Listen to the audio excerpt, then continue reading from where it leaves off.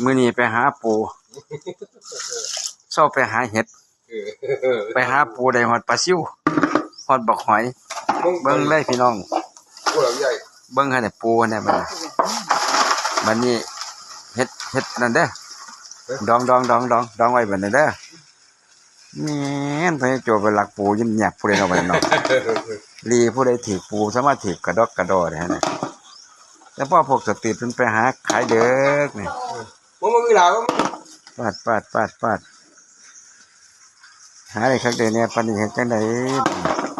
กะละมังนี่เท่ออกขึ้นมาน่ะปาดโอ้โถอีพ่ออีแม่กูจะมาพวดมาโพแท้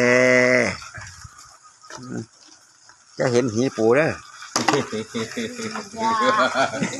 อีพ่อหัวจะเป่าไปอยู่พี่เลยโอ้ย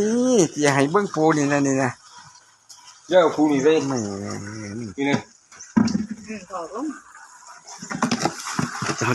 ตัวมันไปปูยังไงสิไปหลายครั้งหลายเนี่ยไปแล้วมันไปหาคูกักกันหัวถึงของอ๋อตักให้มันยังก็บ่ติดตัวภาษาเลยกูไปเอาหญ้าให้เขามาบ้านนึงได้ไกเป่าอีเป่าบ่อยู่เพียงผู้เดียวทำไมกำลังตัวบ่แหมอันนี้มีกำพงบ่ล่ะวะเรียนนี่หมดเลยมันจังได๋นอน